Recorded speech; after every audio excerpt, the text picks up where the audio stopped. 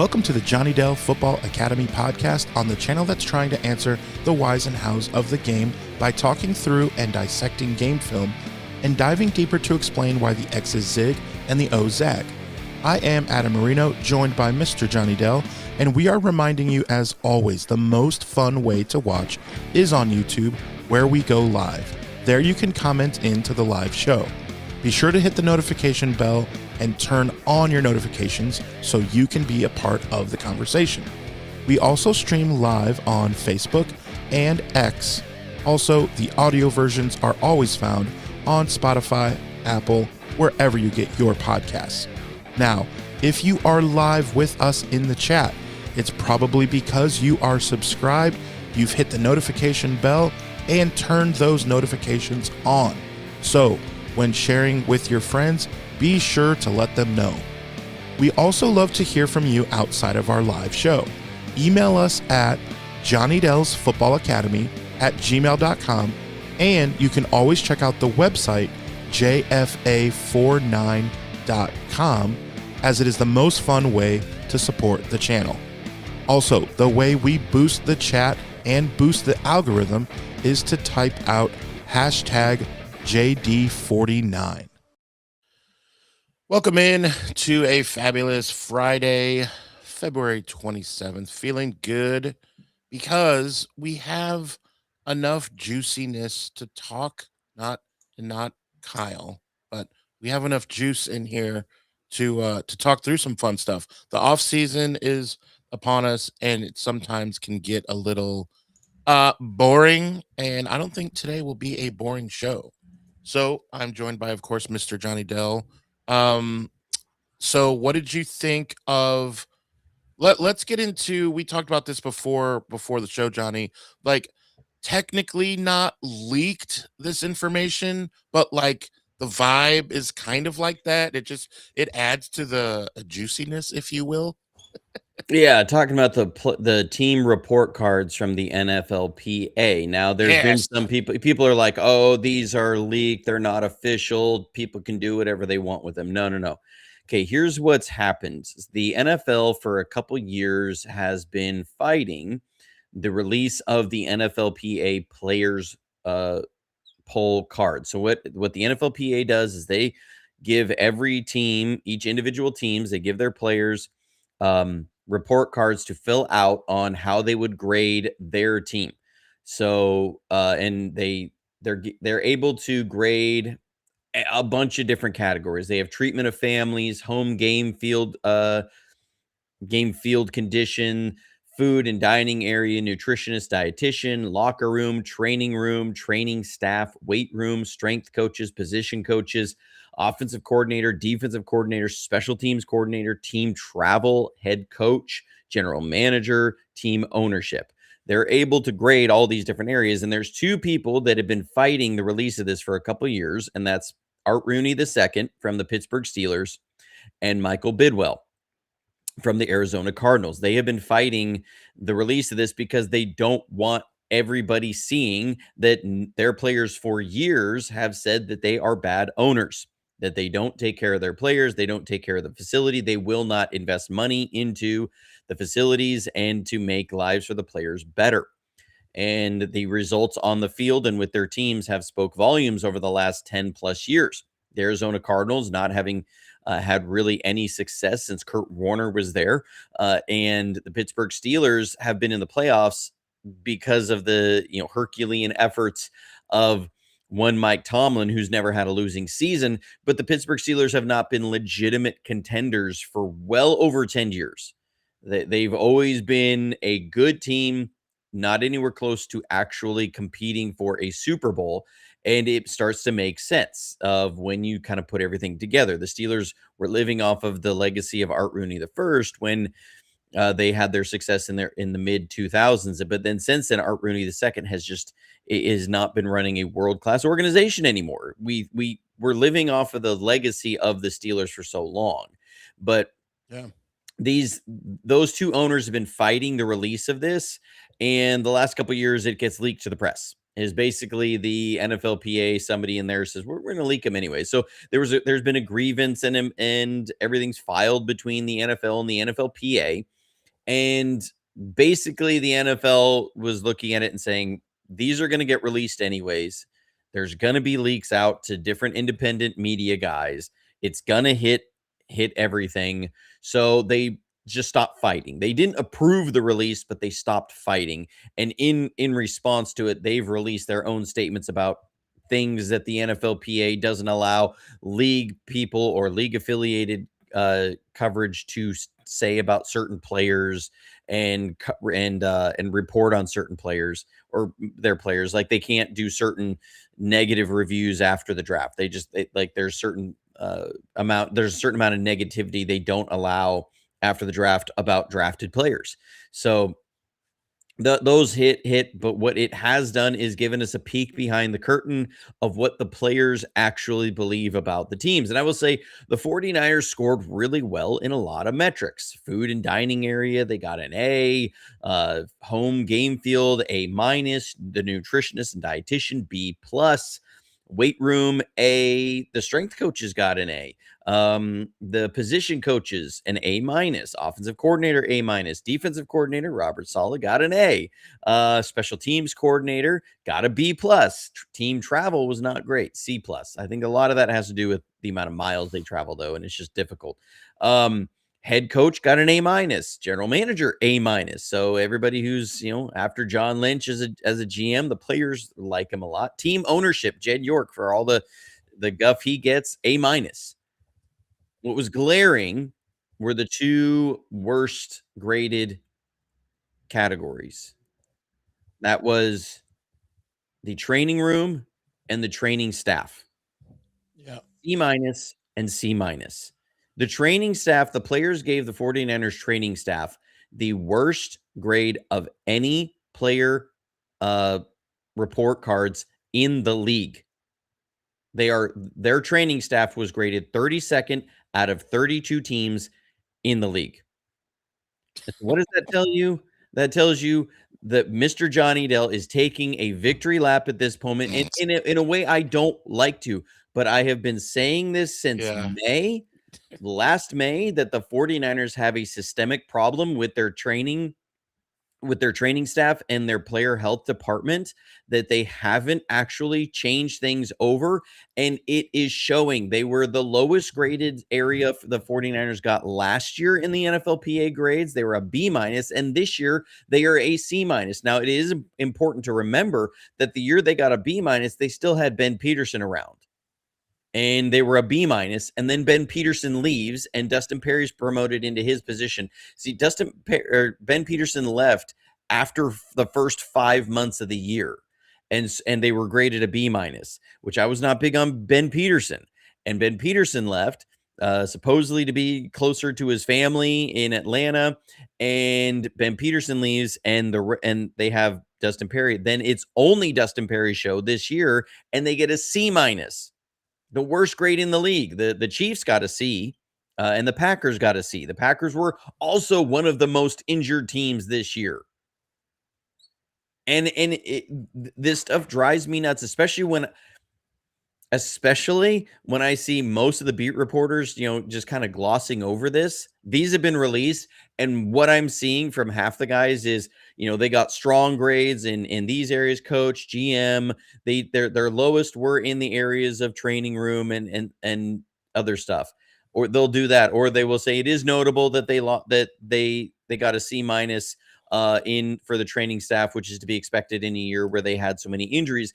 Not mentioning they were 32nd out of 32 teams, and not mentioning that they themselves asked one token question to John Lynch at the end of the season about the training staff. John Lynch said, "We are at the forefront of injury prevention. We've worked really hard to get the best people in the world in our building, and we've put together a great training staff. And so we're very happy with where we're at. We will always continue to look at things, but we've also put a lot of time and effort into getting the best people in the world in the building." And I go, baloney. You know who got the highest grades for training staff were the Seattle Seahawks, the Philadelphia Eagles, the Los Angeles Rams. The 3 teams that at the end of the season were the healthiest teams in the league. Man, what a shocker that they would have a really positive view of the training staff when Yeah. these teams tend to be really healthy. Weird correlation, I know. And it's wild to me that the 49ers continue to look at this area and see the amount of injuries and say, we don't need to hold anybody accountable on this. If like and I was getting pushback yesterday when these came out, people being what? So you're supposed to keep people from falling on Fred Warner's ankle? I'm like, no, it's not about that. It's about the 15, 16, 17 hamstring injuries on the year, the 5 groin injuries on the year, the multiple torn ACLs. And yes, there is data that shows ACL injuries can be reduced up to 30% by proper injury prevention programs. Like, yes, these things are preventable. There are things that they can do. I don't know what they are doing or what they're not doing. As far as I understand, they tend to focus on trying to bulk up and get and add mass so that because they want to play physical and they want to have guys protected against the big collisions and playing fast and playing physical. And it just and other teams don't necessarily train that way. It's very interesting that you go and you listen to Terrell Brown.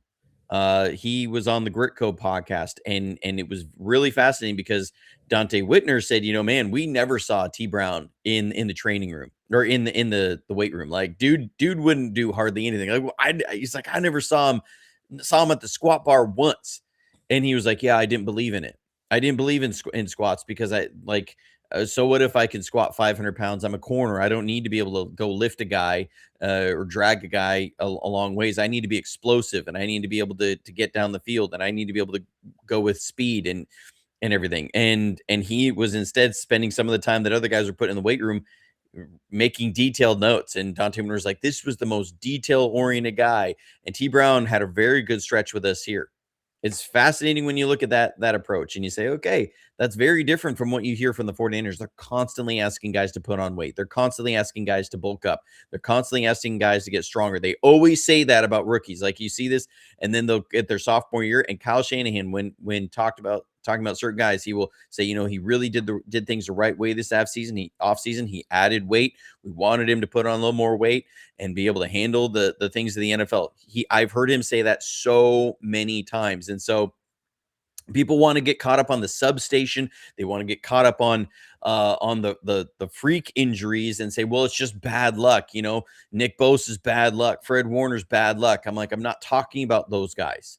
I'm talking about Jacob Cowing missing the entire season. When I was going to say that now are talking about receiver heading into free agency with receiver and the draft, having a huge need at receiver, and talking about how they really need Jacob Cowing to take another step because they were really relying on him this year and he wasn't there. And you go, yeah, because he had 5 hamstring injuries during the year. That's the kind of stuff I'm talking about. When you have Jordan Watkins, who was constantly dinged up throughout the year and missed the window that they said he had to surpass guys like Demarcus Robinson, who he should have surpassed, who was not good most of the year. That's the stuff that frustrates me. Yeah. Cayman Allen's checking in with a super chat. Thank you for that. I know you don't believe in the substation stuff, but if proven that it contributes at all to player safety issues and the 49ers ownership brushes this off, do you think the NFL could force a sale? No, they can't force a sale. What would end up happening is the NFL would essentially say, you're on the hook alone for any potential litigation that happens for players suing over their quality of life decreases or chronic injury problems. That's what would happen, is that the NFL would basically say, we're not going to have we're not going to indemnify you like they normally do, like what happened with the concussion stuff. The NFL as an incorporation indemnified each individual organization, each individual club, and they grouped together the litigation into one massive large settlement. At this point, they would say, that's on you guys. That's your issue. That's in your building. But they would never force a sale. over something like that and say, well, you look, when you have teams that have violated like injury reporting protocol and concussion protocol several times. I mean, you got Brian Dable walking into the blue tent, which he's not supposed to, trying to force Jackson Dart back out on the field when he's in the concussion protocol. And there's no talk about the Giants being put up for sale over that. What they do is they say, well, we'll fine you. That way they can say, we did something to hold them accountable. We did something to protect player safety. And so it's just really about litigation. Is they say, well, we've already had to litigate the concussion side. So when this happens, we do put a penalty on it, and it shows that they aren't negligent in a court of law. I mean, a lot of this stuff is put together, and these procedures are put together by lawyers when this stuff happens. So yeah, they couldn't force a sale. I mean, the substation thing is a thing where I go, look, I'm not for or against it. I think sometimes when you have things that people will often start seeing coincidence as correlation, like because like Kendrick Bourne, for example, talking about how by November the grass over there and the trees over there are all brown. I'm like, well, yeah, that has to do with changing of the seasons, less sun, and it's not getting water, and like that stuff kind of happens. That's natural, especially if you don't have an irrigation system over there, which they probably don't around a massive substation. And so. Like, again, if there was serious data that showed it, I'm willing to look at that. I'm always willing to look at data. I just think that my issue with the substation is that it starts to become, oh, this answers the question that everybody's been asking, which is everybody understands the 49ers have been really badly injured. And people don't want to look at the training staff because it sounds like, well, because that becomes hard to wrap your mind around, like they would surely be doing something that's not in line with all the other teams. Yes, that's very possible. Jaquaski Tart talked about that when he went to the Eagles. He said the way that the Eagles took care of the players' bodies was 10 times better than the 49ers. Yeah. And what about all the Super Bowls won? I mean, how come Jerry Rice has never said he was a perfectionist? He would have. Well, and again, I do understand, like it is something, the part that makes me go, okay, I'm open to more views is when considering that they tripled the size of the substation when they built Levi's Stadium there. And so, and that does correlate to the start of a lot of the 49ers' injury problems. And so it does make you, okay, yeah. And that does kind of push aside the argument of, well, we've been there since 1988 and Jerry Rice was really healthy. And, and we had a lot of guys that were really healthy. Bryant Young was really healthy this whole time here, and he was practicing next to that. Yeah. At the same point, they did massively increase that substation because they built a giant NFL stadium and they needed a lot more juice. So, my thing with the substation is that it just becomes like anything else where you have a couple things that correlate and it might be coincidence. Just because things correlate does not mean that they're causal. What I look for is, okay, we would have to see similar situations over and over and over again. This is the issue I have, is this is why the substation becomes an issue. The Last Hero says the training staff was already overhauled multiple times. Harbaugh's last year, Tom Sula, Chip Kelly, Kyle Shanahan, all had catastrophic injuries. Okay. They haven't overhauled the training staff multiple times. What happened is there was the guy who had been there for 20 years, retired in 2010 or 11, I want to say. Maybe it was 12. I remember him talking about it, that the press release was, he said, he basically got to a point where he was like, I'm older, and you get some days where you feel like all you did is come in and push papers around, shuffle papers around in your desk. And when I realized I was at that place, we lost Adam for a second.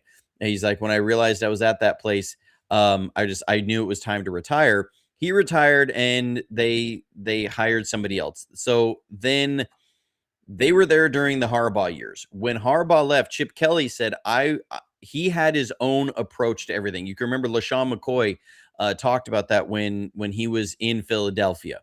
And he was like, He had his own ways of doing things. So Chip Kelly says, I want to bring somebody who understands the way I want to do things there. And so he brings that to the 49ers. He's there for 1 year and he's gone. Okay.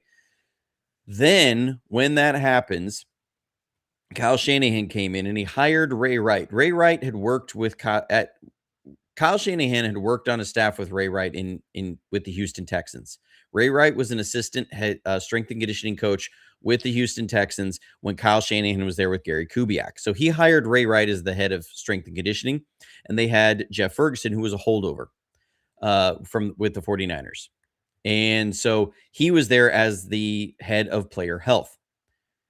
They went 2 years. They were horribly injured. And there was a guy they had on the staff they had also hired at the same time, Dustin Perry. Dustin Perry is married to Matt LaFleur's first cousin, okay, who's a good friend of Kyle Shanahan. They're horribly injured for 2 years. Kyle Shanahan goes to Ray Wright. They fire Ray Wright. They fire Jeff Ferguson. They promoted Dustin Perry to head of strength and conditioning. They then went and hired Ben Peterson from the Philadelphia Flyers as the head of player health. In 2021, Ben Peterson was promoted to VP of player health. They did not bring in a new strength and conditioning staff, a new player health staff. They promoted Ben Peterson and announced it as 49ers announced new VP of player health, Ben Peterson. It wasn't wrong. It was just misleading. And Ben Peterson was in that role. Dustin Perry was still the head of strength and conditioning. He was in that role until the summer of 2024, where Ben Peterson was then hired away to the Atlanta Hawks to be their VP of player health. And the Atlanta Hawks had a really bad injury season that year.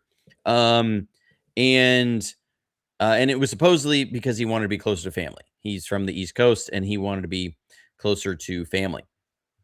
When that happened, they promoted, I will say they also promoted in 2021, they promoted Dustin Perry to VP of strength and conditioning.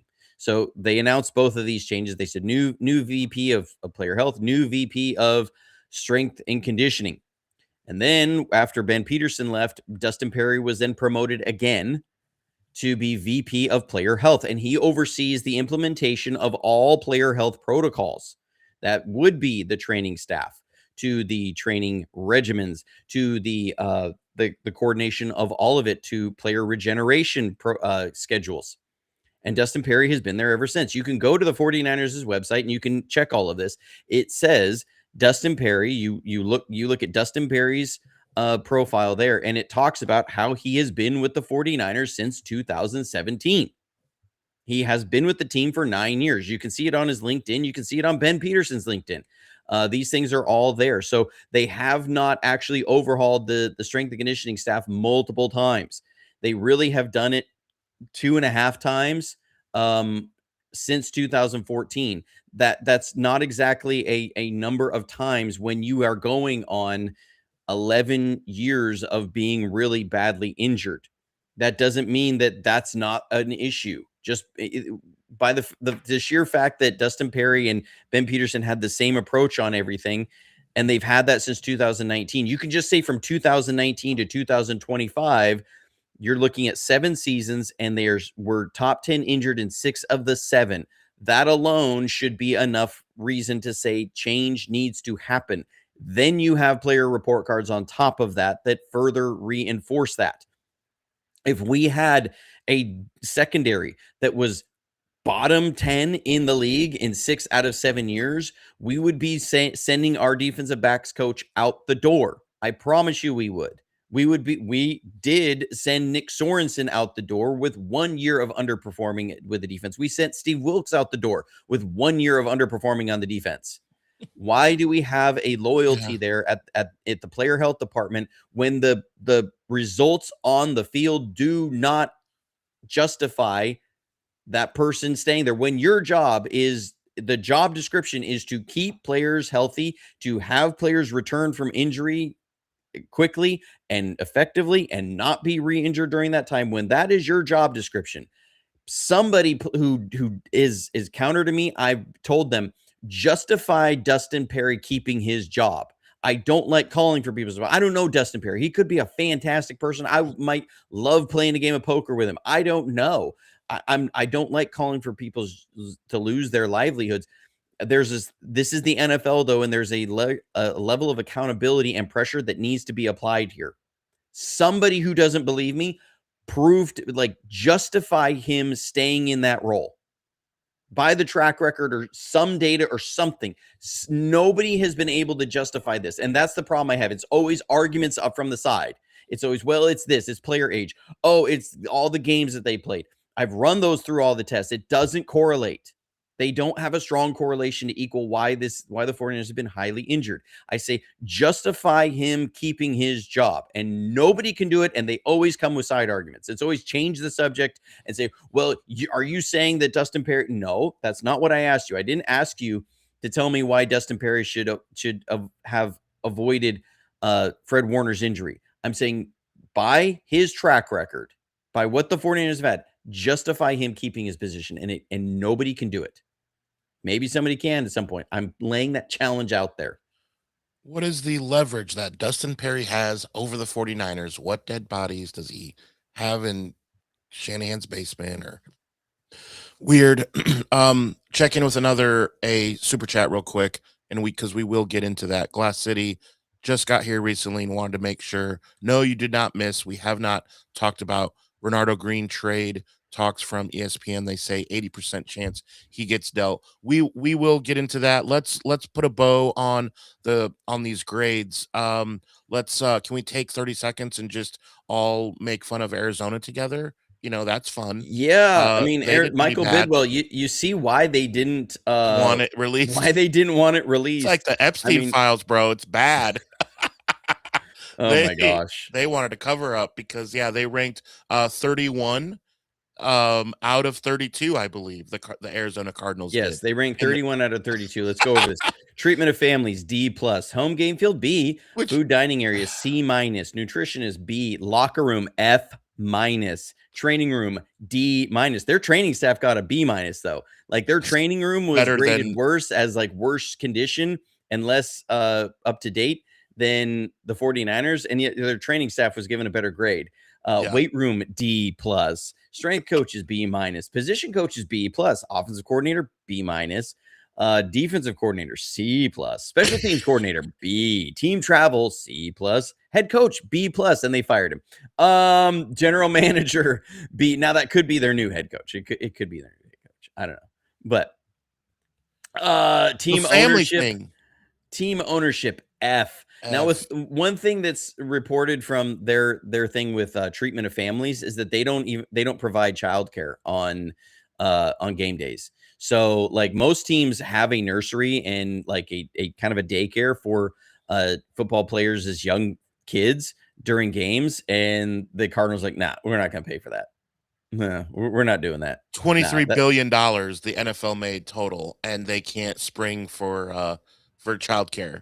And like some of this treatment of family is like no hot food in like the green room or something like this. And it's like, you can't get a thing from Chick-fil-A and just like have it delivered and put out there. Man, I get that game days are on Sunday and maybe not Chick-fil-A then. That's a little joke there. But like something you can't, what is the Subway sandwich place? Togo's in the Bay Area. I remember living out there. Togo's was kind of the good like Subway sandwich. Can't they just get a contract with Togo's and get some sandwiches on some of these places that get bad grades? I'm like, what are they doing? It's just, and why are some colleges, Ohio State, Michigan, Alabama, they should not have better locker rooms than the NFL. That's not. It should not be that way. What you see is that these are owners that have a hard time investing money into their programs. I mean, Michael Bidwell, I can kind of understand it. He's dumped like something like $40 million in failed head coaches. And so, he's spending a lot of money there. But at some point, like you see, this is why you are not a quality organization and why we can't believe in you is because clearly there is a disconnect between how you like your play. That's why they wind down at the end of the year. Like they will start hot and then they wind down because players just get tired of being there. They don't want to be there. They don't want to be with everything. Like, it does make a difference. Same thing with the Pittsburgh Steelers. Pittsburgh Steelers were graded 32nd out of 32 teams. That's crazy. By players. And again, they made the playoffs. We have this viewpoint of the Pittsburgh Steelers of 20 plus years ago, but they're not the same. They have not been the same under Art Rooney II. I mean, treatment of families, F. Home game field, F-. Food dining area, B-. Nutrition, B. Locker room, F-. Training room, C. Training staff, B+. So there's that. Weight room, B. Strength coaches, B-. Position coaches, B. Offensive coordinator, B+. Defensive coordinator, C. Special teams coordinator, A-. Team travel, F. Head coach, A. They love them some Mike Tomlin. General manager, C+. Team ownership, D-. Just all bad. Arizona is buns, or as Johnny likes to say, cheeks. All right, let's move on to this Renardo Green thing, because I got a couple things to say here as well, because this is coming up, and some of the, one, I'm not a believer that they are actually going to trade him. If and when they do, then we'll kind of cross that bridge. I don't know where ESPN is getting this kind of like poly market betting sort of thing on an 80% chance that he gets traded. I don't know where that comes from. I mean, one, you've got to have a suitor that meets the 49ers' price, and the 49ers have got to be willing to move on from a player after only 2 years. That hasn't been their MO, outside of Trey Lance. But I mean, obviously Renardo Green was having some issues with Shanahan. Shanahan was consistently getting on him, and I think the bigger thing you saw with Renardo Green is they don't want him to be the next Ambry Thomas. And Kyle Shanahan wasn't as hard on Ambry Thomas. This may be a different approach in saying, look, we weren't as hard on Ambry. He really put it in cruise control after that first year, and then he just plateaued out and didn't get any better. And so, when I look at the Renardo Green area, I've seen people push back on this, and they say, well, this is on the 49ers for drafting a press man corner and then not asking him to play press man. And I say, okay. And the justification of that was the 49ers ran one of the lowest rates of man coverage in the league. And I say, okay, here's where where the numbers do not tell the story, and why we do have to have an understanding of scheme before putting those numbers out there. Because the 49ers, yes, you can say by the aggregate numbers of how many times they called zone coverage that they run a low rate of man, but that doesn't mean that they ran as low of a rate of man as it seems. And I'll dive into that. So the 49ers, and people have seen this on my breakdowns, they ran a lot of split field coverages, meaning you have one coverage to the concept side, which is the 3 receiver side, 4 receiver side. And then on the back side, oftentimes they would man up or match up, and it being a zone match where it converts to man after the first 3 steps. And there's only zone triggers over there if a receiver gets out past a certain divider. If basically guys are stacking. And so then you're going to play zone. And the reason why teams have started to go this way is because so many of the passing concepts, and this goes back to the pure progression passing conversation that happened during the season. So many of the passing concepts teams have been doing for the last 15, 20 years, we used to have a lot of pick a side reads, and it was mirrored concepts. You would run a stick concept on the left, you'd run a stick concept to the right.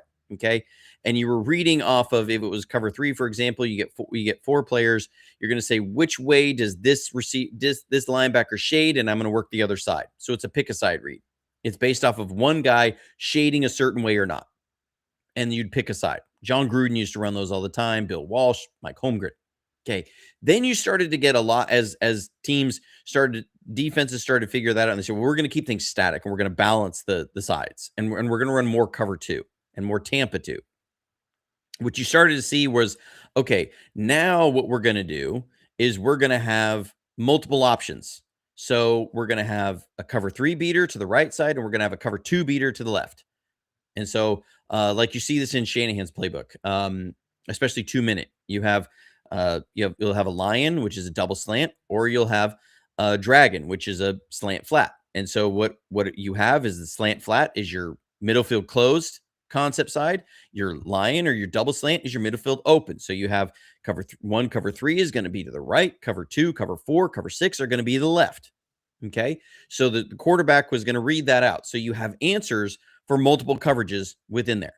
And defensive coordinators knew that. They could say, okay, I'm going to show them 2, I'm going to go 3, and so they're going to be thinking it's to the left, but a really good quarterback, and if you get coverage clues, then a good quarterback is going to be able to say, okay, they were doing this, now they're 3, and I can shift over to this side, and I still have a concept that beats that. I have an answer as they're disguising and rotating. So what they started to do after that was say, okay, now what we're going to do is we're going to smother the concept side. We're going to keep 4 over 3, 5 over 3 on that side all the time. And so even if they have a concept that can beat cover 3, we have enough bodies over there that we can match it out and we can take away all the cover 3 beating concepts. And so the backside, so that they can't go to a cover 3 beater over there to do another one, we're going to run man. Or if we bait them into this and they say, okay, well, I thought it was cover 2 and I have a cover 2 beater over here, and then they went cover 3 and I don't have a cover 3 beater over here. You can't go backside as well, because you say, well, that one beats what I was doing. Now they're playing man and they're manning it up and they're saying, we're going to take that away. And it becomes a lot harder. This really started to come in under Pete Carroll. And then the coverages that came out of this is Pete Carroll and Vic Fangio did a lot of this. And then Robert Saleh, DeMeco Ryans, Vic Fangio, they've all moved the league this direction. So when we and this, a lot of this really came from Nick Saban too, Kirby Smart. So and even with that, you may call cover 3, but your weak side's going to be manned up unless there's a receiver that goes outside a divider line. So technically you're calling cover 3 zone, but your weak side receiver is corner is going to be in man coverage. And so to run these coverages, what you have to have is guys that can play man coverage and can play press man, because that's required for the kind of defenses that most teams are running now, and that have moved in the league, and that the 49ers have been running and been at the forefront of running. So just because it says they call zone like 85% of the time, there's going to be man elements involved in that, probably on 3/4 of their zone calls. And a lot of those will be dictated situationally by the offense. So saying that they drafted this guy that's a press man corner and they don't allow him to play press man is not accurate at all. It doesn't match what is actually happening on the field.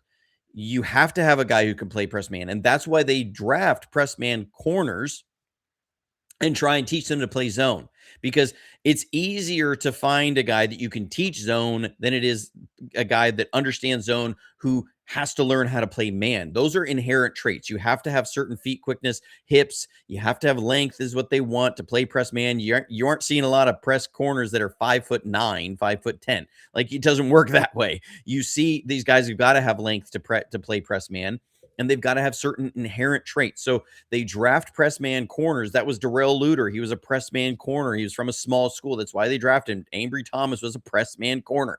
Like, these are the kind of guys. Richard Sherman was a press man corner, and he was one of the best zone cover corners because it was the same sort of idea. Like, Emmanuel Mosley was a press man corner. The blanking on his name, guy who was from the Chargers, couldn't stay healthy, blew out his knee like 18 times. Jammer? No, that played for us. He ended up having to retire. Anyways, he was a press man corner, right? Like, all these guys were press man corners, and this is the way they've done. So asking Renardo Green if he wants, what started happening was more teams around the league were pushing the concept side towards Renardo Green because they understood he wasn't as good in zone coverage. And so they were forcing the 49ers into playing him left-handed. If he wants to see more press man opportunities, he's got to get better at zone coverage. And that way teams aren't going to be saying, well, we're going to load up zone on this side so that he is in zone. And that's why you started to see the 49ers were using him more as a boundary corner at the end of the year, because yes, Jason Verrett, yeah. They were using him more as a boundary corner because they were trying to keep the space condensed to his side, and they started to move him left and right. That was them trying to help in those situations. But then teams kind of, they can work around that too. So in what the best pathway for the 49ers going forward is for Renardo Green to really take a big step and become a much better zone coverage corner.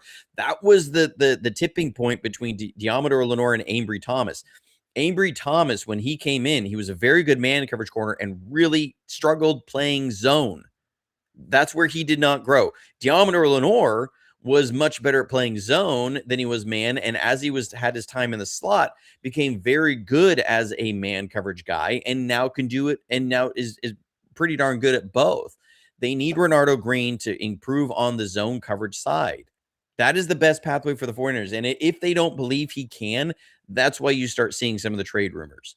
I believe in, I tend to believe in a lot of our young guys, but that's what's going on there. And so that's what we're seeing with the Renardo Green talk. And that's my take on some of that, is that I'm seeing some of this conversation out there about, well, then he was a waste to draft pick. No.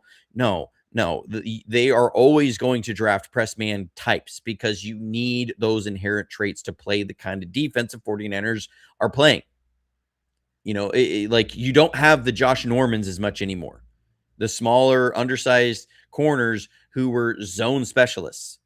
Like you really don't see those a lot anymore because that's just not how NFL defenses have gotten to in today's NFL. You're seeing much more of the press man kind of guys.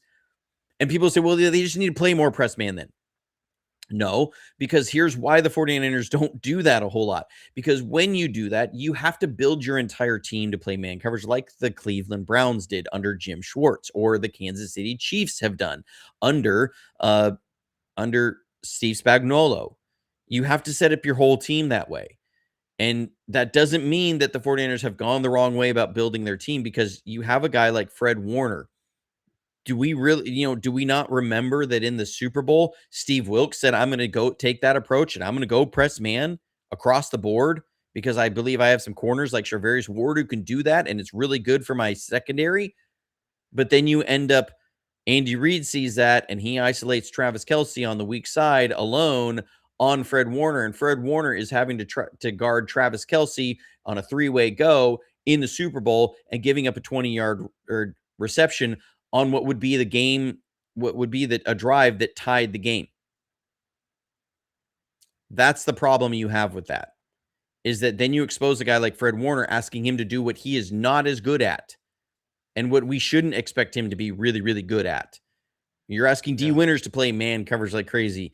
Like, you're asking Malik Mustafa to play man coverage really well. Like, you have to build your whole team this way, or else you're going to run into issues like that.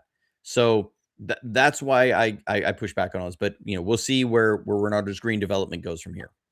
So we talked about the young guy. Let's transition to the old silverback, because I'm starting to get worried. What do we think about Trent? So I think there's a lot of dyspepsia that happens over Trent each year. It is getting a little tiring to see this. Okay, here they go with Trent again. And I do get frustrated with Trent Williams on this. I mean, this is like Trent is at some point I say, Trent, do you want to win a Super Bowl or not? Yeah, you made your bag. Plenty.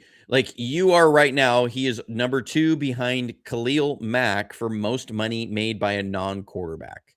Like, do you want to win a Super Bowl or not? Yeah. At some point here, don't sit here and tell me how much the game means to you. Don't sit here and tell me how much it means to win in the playoffs and to win a Super Bowl. You want to win a Super Bowl? Guess what you're going to have to do? You're going to have to do what Jesse Sapolu did before you, and that's take it on the chin in your pocketbook to help the team win, because that's what Jesse had to do. He had to sacrifice a bonus he had to make the Pro Bowl because they asked him to switch over to center in 1994 because the center got hurt. I'm not seeing that kind of commitment from Trent, and it's frustrating me. On the other side, these do become contract hangups each year, not as much because Trent's unhappy or the 49ers don't want him. It's because at his age, they have been asking him. He keeps asking for guaranteed money, and they keep saying, give us a guarantee on how long you're going to play. We're not going to give you $55 million of guaranteed money going forward if you're only playing this year and you're retiring next offseason. So what they do is that they have decision time triggers built in. 10 days after free agency starts. They don't want it at free agency because they don't want the first round, Trent to hit free agency during the first round and everybody have all the money. They want it to be, there's a decision to be made with Trent Williams 10 days after free agency. And we're going to try and get something done there. They started putting time limits on it. And what they're saying, because what they're basically treating Trent as is a year-to-year contract. They don't want to give him big guaranteed cash. He wants to get paid like $20 million after he retires. Like that's what he wants is that nest egg for when he's out, so he can spend all of his money, but be certain that there is going to be that nest egg there. And I'm like, Trent, that's what your $170 million you've made before this are for. Yeah, dude. Like, come on. But hey, he's got a private jet. That stuff frustrates me. And so I go, okay, they're treating him as a year-to-year contract because they don't know when he's going to retire. They don't know. And so they don't want to put or do these long-term, 5 void years of the guaranteed money, because what the Eagles are finding out is that eventually those void bombs are going to go off. And you're going to have these, when guys retire, when guys step away. The Eagles needed Lane Johnson to return and Landon Dickerson to return, because if those guys retired, it was going to set off void bombs in their contracts that would have decimated their salary cap this year. So, but those are coming at some point here. Like, these are coming they're going to have to pay the piper on these things as it comes up. The 49ers don't want that with Trent Williams. So they're constantly in a year-to-year contract waiting for him to make a decision on his retirement, whether he's going to play or not. And if he says, "Oh, I am going to be back here next year," then they say, "Okay, let's work out the guaranteed money for next season, and that you are guaranteed this money, or you're guaranteed a certain amount, but we've got to work that out." And Trent sits there and he consistently wants to be the richest player that's not a quarterback in the NFL. And I just get frustrated with it. Like, at some point here, I've said my piece on that. Yeah, I would like it if it was just someone said it's Jim Cushman. Trent said at the end of the season he is okay taking a backseat as long as he's with the Niners. I think this is his agent trying to make some noise. I would be This was clearly leaked by his okay. agent. Like, it is clearly leaked by his agent. It's not the 49ers who are going to leak this thing. So it was clearly his agent, but he's clearly the agent's. This is a moment where the agent is feeling like he's hit an impasse with the 49ers, that he's trying to squeeze more juice from the lemon. And so this is what's going on there. I have full confidence they're going to work this out. I want it to be, and I do think that it's going to be before then because of how last year went. It needs to be before June. Like, it really does need to be before June that they figure this out. I don't think that they're worried about, his trigger, that's coming up. I think they're going to let that happen. It's going to be there. They just have to, figure out what the guaranteed portion of his salary going forward is. Like, Trent's probably going to play another 2 or 3 years. Like, I really do think that that's what it's going to be. Yeah, I think so too, based on what he has said too. All right, I want to make a transition. Before we do, I want to remind you guys the best way to support this channel is to boost the algorithm. Of course, we have the hashtag JD49, but be active in the chat, ask questions. We love the faithful hanging out together. Also, take your phone and go up to Niner fans like I do. I'm an extrovert, so it's much easier for me. I understand that. But take your phone. When you see someone at a restaurant wearing Niner gear, just say, "Hey, have you seen this channel?" That's the best way to do it. And then, of course, the website is a huge, huge, huge thing for Johnny as well. So make sure you look at Yes, the website. especially this time of the year. I am poring over college game film. Hopefully we can get to some of it in this episode. Yeah, I've that's next. poured Yeah. over a lot with over Bryce Boettcher, which the 49ers have met with multiple times now. John Lynch met with him at the combine. So that is something that is looking that we want to look at. But it's the members website that's keeping that going. I know it doesn't seem like there's a lot of fruit coming from that tree, but I promise you there is a lot of time time put into the college film. I actually even paid for more access, paid a separate fee to somebody else for more access to college tape. Nice. And so those are costs per month that y'all are helping out with, and I mean, the draft is when you're trying to play catch up on a lot of these prospects. I mean, there's a bajillion amounts of game film to go over. You can spend one day, an entire day, 6, 7, 8 hours on a single prospect. So there's a lot to go through, especially when there's like 300 prospects out there. And because what I don't want to do is spend all the time on the guys that are going to be ranged like 25 to 50, because I could spend the next month on that. The 49ers are only going to pick one of those guys. Like, right. I mean, unless a really, really good trade for Mac Jones comes around, they're only picking one of those guys. So it's like I could spend a month on a range that's only going to be one dude, and then we're left with rounds 2, 3, 4, 5, 6, 7 that we don't know anything about these guys in those rounds. I try and get different things and be more selective of it, but I don't like giving other people's opinions. Like I don't like just saying, well, this is what this website says about this guy. I mean, the people who are in this chat are probably doing stuff like that already. They may know other people's opinions over players more. And I want it to be what I think about what they can do for the 49ers. And that's what we want. That's why we come to the channel. That's why I'm a part of this channel. So yes, thank you for that. Also, I want to give you a quick note, Johnny, because you may be a fan of this episode. 2 days ago on Sports Idiot Nation, we had a guest who has worked for and with Keanu Reeves, 50 Cent, some big bands. You want to check it out. New episodes of Sports Idiot Nation are every Monday, Wednesday, and Friday. But Wednesday's episode was super fun. This guy was super cool, created a hockey team out of Nashville, the Wampas, which for the Star Wars reference, yes. So it's just a really fun episode. So you guys make sure you check out Sports Idiot Nation and check out Wednesday's episode. Obviously, today was a fun episode with Jeff from Sports with Balls, talking about statues, who deserve statues. Hey, that is his name. That's the name, Sports with Balls. That I don't make that up, but his name's Jeff Michael. He's out of Houston. He'd be a good guest for this show. He's not a Houston Texans fan. I got to figure out what fan he is, and then if we play that team, he can come on because he has a radio show. He's a good dude. So that's today's episode, but Wednesday's episode's really good. So we talk about the combine. That's what I want to get you out of here with. Give us your notes on some of the guys that you were able to watch. The obvious one we talked about before the show. Well, no. So I'm not necessarily getting all into the combine here. I have film of Bryce Boettcher. Yeah. Okay. Put it in the private chat there, Adam. I don't look at that half the time. He doesn't look at that. I'm so I do want to take a look at this kid before we go on. Bryce Boettcher. Now, he didn't run his 40 at the combine. I don't know why. I would have loved to see him run a 40. I think he's probably going to do it at Oregon's Pro Day. I want to see his 40 because from the game tape, I wanted to see the 10-yard split because he was somebody that at the Senior Bowl, I kept putting notes on.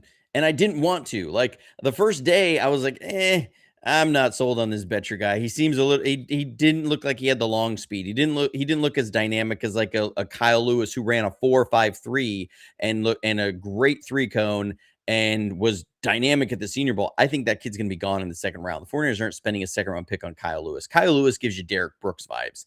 Like that kid's going to be a phenomenal player. I think the 49ers are going to say we have bigger holes elsewhere, which is unfortunate. But this Bryce Boettcher, I think he fits where the 49ers do have a need in the mid rounds, mid late rounds as a day 3 pick. They're going to need probably a special teams guy there as a backup to Fred Warner. They need somebody who is competent in running the defense, able to run the X's and O's of the defense.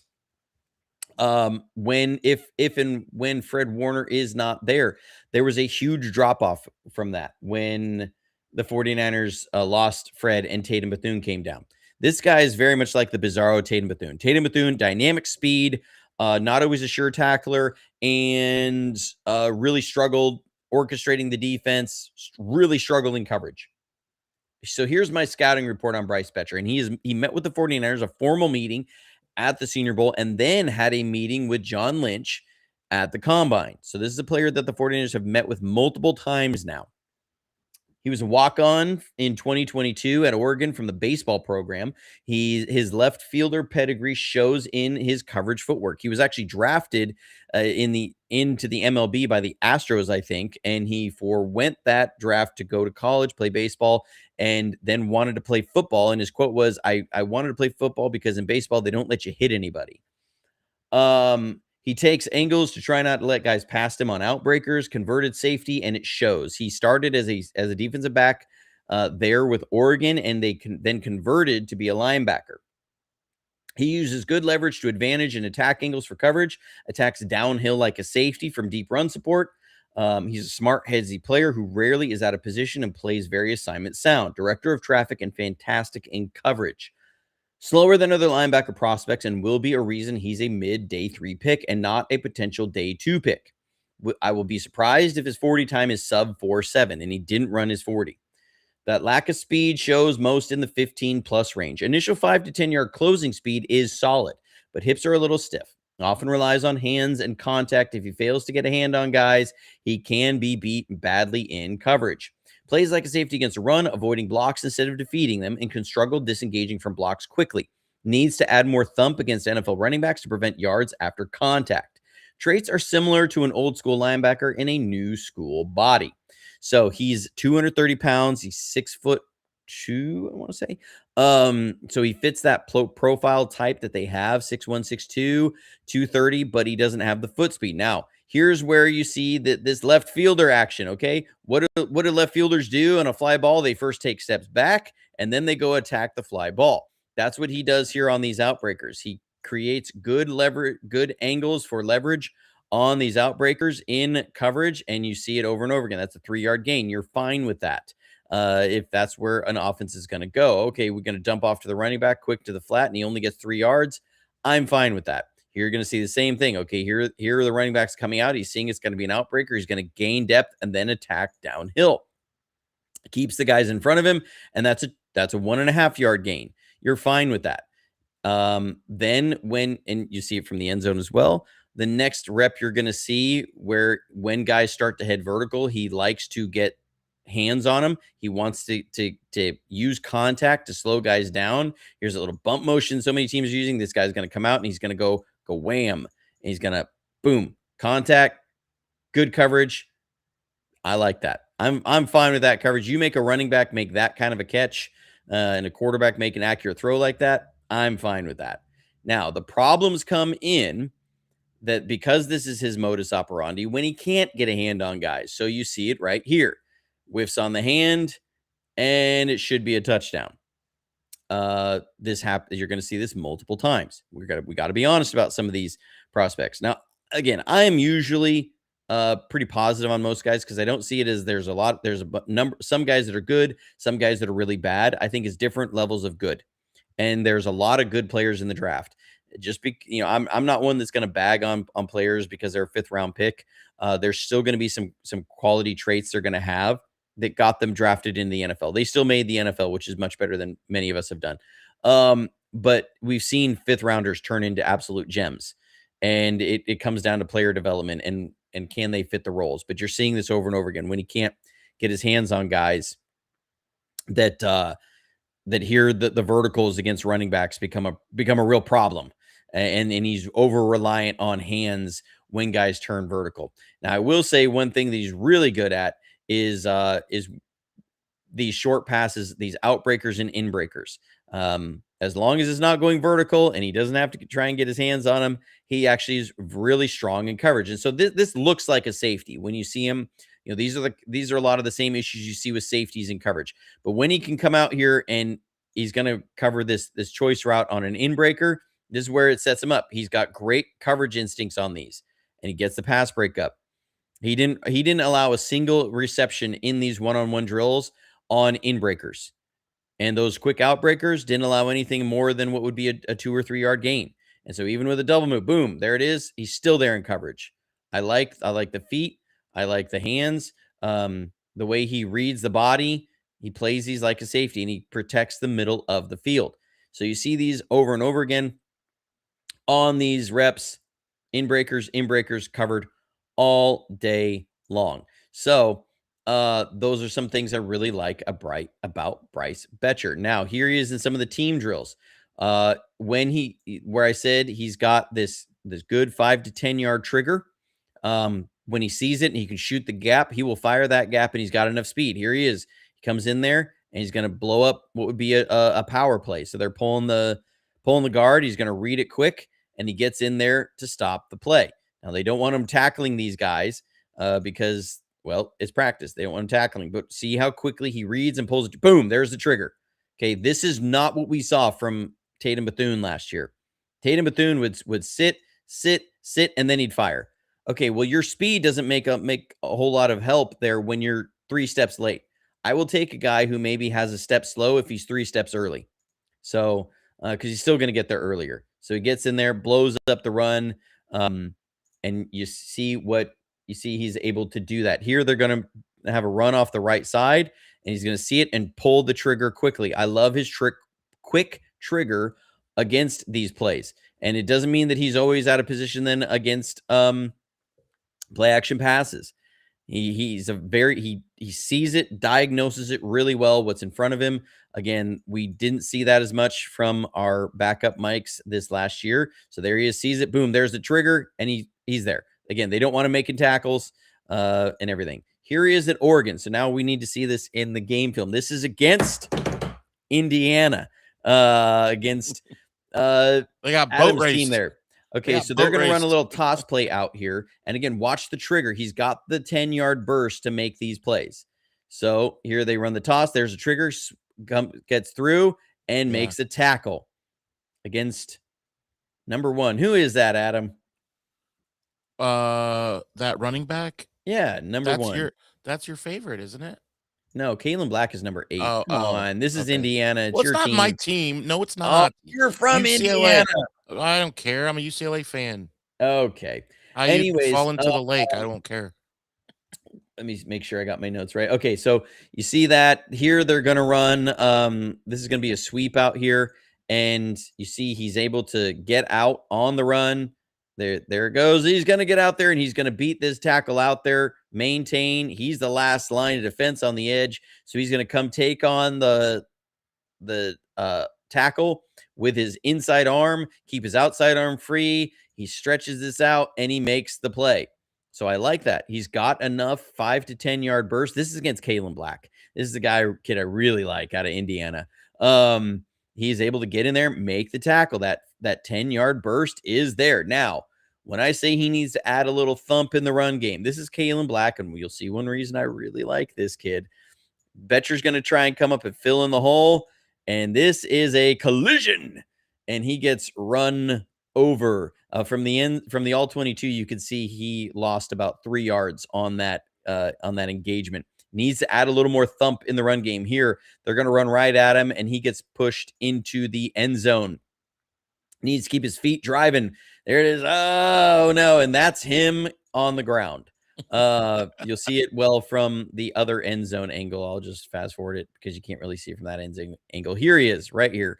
46, needs to keep his feet moving and use a little more power in there. Stick your nose in there. Drive. He's going to stick it in there, and then he doesn't keep the feet moving, and he gets blown back. So those are the things that I don't like about Bryce Boettcher, but I love the headsy, the way he sees it, diagnoses it. I love him in coverage. Fantastic coverage linebacker.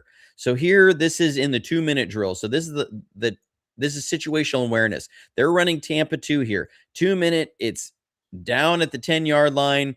This is the clock is winding down. They have a running clock. So what they need to do is keep the offense out of the end zone and in play, in the field of play, tackle them, and the half would be over. The game would be over. So what the offense is doing is they're going to run this little bender post and then come in with the running back on a check down. They ran this earlier in the 2-minute drill. This guy got beat, and Boettcher was over here, and they hit this tight end for a big gain. So Boettcher's going to drop back, and then he's going to read the quarterback, and then he starts shading this way. He's not biting on this cheese. Watch him. He sees it developing, and he doesn't bite on it right away. He's still working his way over. So the quarterback sees that. He wanted to go here. Boettcher's there, takes it away, He's going to check it down to the running back. And Boettcher comes up, makes the tackle in the field of play. And look at this guy. He is signaling the clock is running. That's it. We finished the 2-minute drill and we kept them out of the end zone. So headsy play, understanding situational awareness and recognition from what had happened before in the drive. Okay, now you're going to see him out here. This is where the individual drills come out and start to show. This is 3rd and short. So 3rd and 4, I think, and they're going to run a little choice out here from the running back. Here is his coverage on that. Boom, keeps it short of a first down. He tackled him short on 3rd and short on a running back on a choice out versus that linebacker. That's the matchup they want. This is what every NFL team tries to do. Here's that looks exactly like he had in the individual drills on this. He keeps a good angle, attacks, and makes the play short of the first down. Love it. And he knew he did too.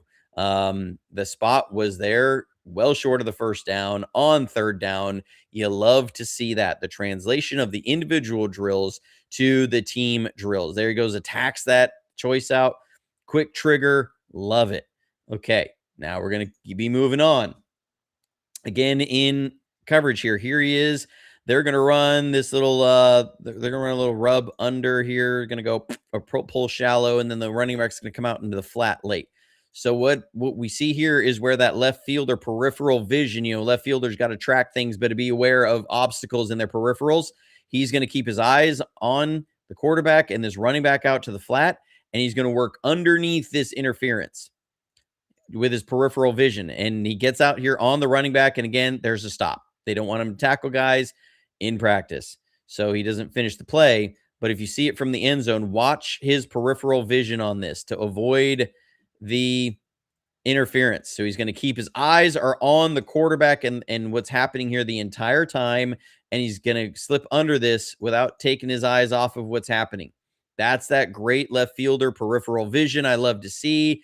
He's in there. Okay, here we are back in college against this is Northwestern. So Northwestern's running a little Ohio plus stick out here. They're going to run a clearing route on the outside, stick concept, 2 outbreakers, and they're going to have a backside slant. A little pure progression read here. 1, 2, 3, 4. For those who are curious about that, Boettcher is right here. He's playing the mic. The Oregon's playing cover 1 hole. So they're manned up, and he's a zone coverage guy to sit over the middle, and he's going to do a good job here of reading the quarterback, looking this direction. So he's shading over there, trying to provide inside help for these guys. Then when he sees the quarterback move, then immediately triggers this way. And so he's able to work back that way. Boom, break up the pass. So I would like to see him finish with the interception, but this hash to hash, at least the college hashes, which is a little wider than NFL, is really good in coverage. I really like what I see there.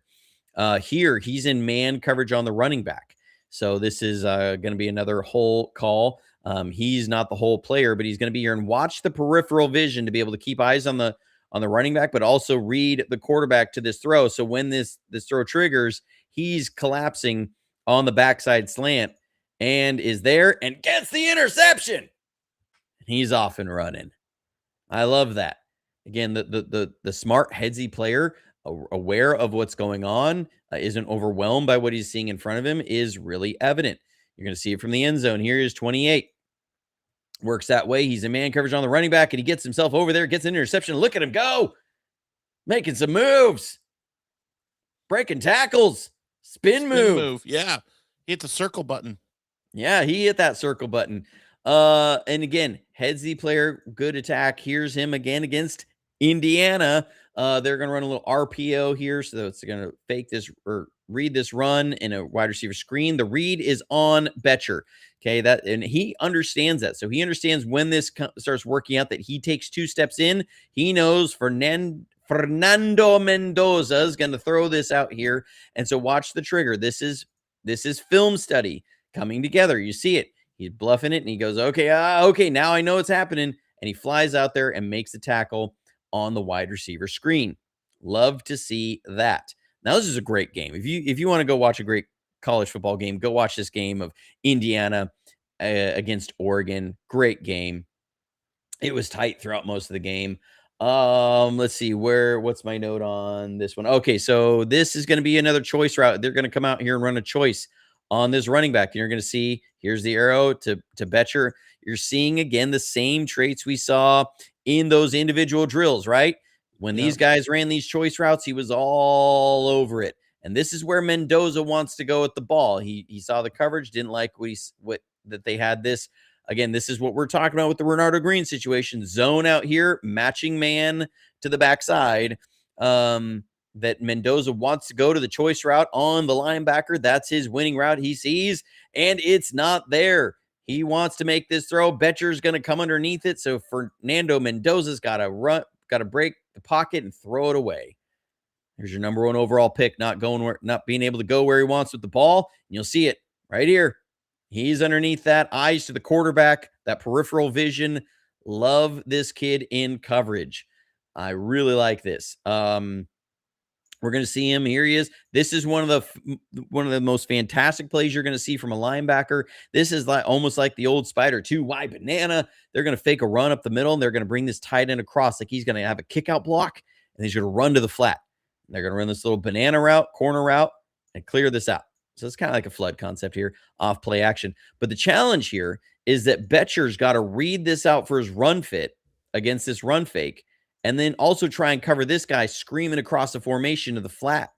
So really, really good recognition of that this is a pass all the way, and he is on that tight end the whole way. This is his man screaming across the formation to be able to read these linemen that they are pass blocking and go straight into pass coverage is phenomenal work. That again speaks to film study, that speaks to preparation, that speaks to the processor that he has of reading what he's seeing. This is different from what we saw from Tatum Bethune. He did not have that kind of reaction to everything.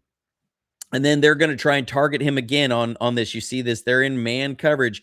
They're going to run what's called a little rub corner route here. So this is meant to be a rub route, create interference so they can get this running back to the flat. They're trying to run interference on Boettcher. Okay, watch how he works around this interference. There it is. He's able to keep his eyes on the running back, that peripheral to get over the interference and then attack this route. That's where Mendoza wanted to go the whole way, and he is bam right there when the pass is caught. Love this kid in coverage. He's got the 10-yard burst to make the plays, and I like a lot of things about him. His long speed is not there. He's not going to run 15 plus like some of these other guys. Okay, that's not what we're looking at. That's why I was expecting him to run closer to a 4.7 in the combine. Now to put it in perspective, Carson Schweschinger ran a 4.7 last year at the combine. I have a lot of similar comps to Carson with Boettcher. Very similar size, converted safety, not the fastest long speed guy, has great 5 to 10 yard burst, very headsy, bright player who understands what he sees. So this is what I really like about Bryce Boettcher, and he will be there day 3. Look to the 49ers to get this kid. They've met with him multiple times now in the 4th or 5th round. I would not be surprised if they pull the trigger on this kid in the 4th round, because I don't think they think he's going to be there in the 5th when they pick. And they have multiple picks in the 5th and 6th rounds. So I think he's somebody, it fits a need. They need more depth at linebacker. They need special teams.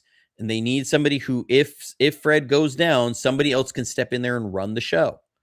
That he shows the recognition, that can pull the trigger. And for me, Bryce Boettcher, I think, fits a lot of that. And somebody I really like. And once I didn't like as much coming out of the Senior Bowl. I was more impressed with guys like Kyle Lewis, guys like Xavier Sori. They have a little more pop, a little more burst. But watching his tape, super impressed with the kid in coverage. I saw, okay, game film, and from the Senior Bowl film, went back and watched every single rep of his in individuals and team drills. I was like, this, and I kept coming back to him at the Senior Bowl. Like, I remember I turned to Wayne at one point, and I was like, I kind of like, I don't want to get high on this kid, Bryce Boettcher, because he just seems like the top end speed is not there. Like, but there's something there with this kid. Like, there's something there because he was constantly in the right positions. He was constantly around the ball. And so like I had 4 different positive notes about him from the Senior Bowl. And so seeing the 49ers met with him, that's why I want to bring you guys the film. Yeah, awesome. Church was in session. We love it. I know church is in session because I look at the comments and they stop because everyone's glued in, and I love I always that. get nervous when that happens. I'm like, okay, people are tuning me out. They're No, like, no, I no. don't know about this. We're locked in. That's why. So it's good. Again, remember guys, take your phone, show it to people wearing Niners gear. Check out the website for more stuff like this. Also, make sure you hit the notification bell. We don't always go at the same time. We try to, it doesn't always happen that way. And you don't want to miss out when Johnny gets us inside of church and he is at the pulpit with the film. We Yeah, love to and see it. 20 in that 20-minute segment, usually, that represents like 3 days of film watching for me. So, I hope I didn't run through that too quickly, but I wanted to get it through in a digestible way where people can see who this prospect is. That there are weaknesses there, but there's also a lot of strengths, and you're going to see that a lot in third, fourth, fifth, sixth round picks. There's still going to be strong traits. There's just going to be a few more weaknesses than you see in some of the early guys. So that's there. Zion Young, Carlos, we went over some of that. Was it last Friday, I believe? We went over some of the Zion Young film from the Senior Bowl. Zion Young, I was hoping was going to run at the combine so that we could see his 10-yard split, and he didn't. I was really disappointed with that. I was really disappointed Gabe Jacas did not run at the Senior Bowl. I wanted to see, or at the combine, I wanted to see his 10-yard split. Gabe Jacas recorded the second fastest time of any defensive lineman as far as miles per hour. He hit 15 miles an hour. He's an athletic freak, somebody I really like. Zion Young, I am hearing that there's some off fields. He was arrested for drunk driving at one point, and that may just take him off the 49ers board completely. But I'll also say I'm seeing several beat reporters float his name. So that means they probably have heard his name from the 49ers. Either that or they're being lazy and they're just reading draft boards from other people. I like Zion Young. I think there's a lot of burst there. I think there's a lot to the tape. I watched 3 of his games. I remember I watched the Auburn game. Watched I can't remember. I was watching so much film last week. It's hard to remember exactly which games I watched. I remember I like him. I like his length. He's not gonna have the foot speed of like Derek Moore or TJ Parker. I think TJ Parker has solidified himself as probably a top 22 pick in this draft. Because TJ Parker was at the combine, ran a 1.61 10-yard split. That's a fantastic 10-yard split. Michael Williams ran a 1.59. Nick Bosa ran a 1.55 10-yard split. That's why I'm not as big on the 40 yards. I know Bailey ran like a 4.5 something, 4.4 or whatever. 40. I don't care about 40s with defensive ends. It's very rarely you're trying to have him cover a running back 30 yards downfield. It's about that 10-yard split. How quickly can you cover 10 yards? Really with linebackers too. Like it's that 10-yard split is much more valuable than a lot of those other things. So for me, when I look at the defensive ends, I say, okay, if you need to be around 1.6, that's where I want to see. I'm totally out on Quintavious Hutchins from Boston College after he ran his 40 because his 10-yard split was 1.73 or 1.75. It was around that range. I was like, nope, I'm out on you. I do like Cassius Kali. I don't know if the 49ers do. They are terrified of short arm guys. I know the production is there. I know he's a really dynamic player. They do not like short arm guys. Like they just don't. Solomon Thomas for defensive tackles was in the bottom 3rd percentile of arm length. And ever since then, the guys that they've drafted as defensive linemen have been in the top 40 percentile of arm length. Nick Bosa being the shortest. They want long arms. Like Michael Williams was 98th percentile of arm length, something like that. Alfred Collins was 90th percentile. Javon Kinlaw was 95th percentile, something like that. Like Drake Jackson was 65th percentile. So like when they spend early round picks on guys, they want long arms. They are a measurements team when it comes to first and second round defensive linemen. I'm not convinced that they wouldn't pass up Ruben Bain if he was there because of the short arms, because of how much that's a big deal for them.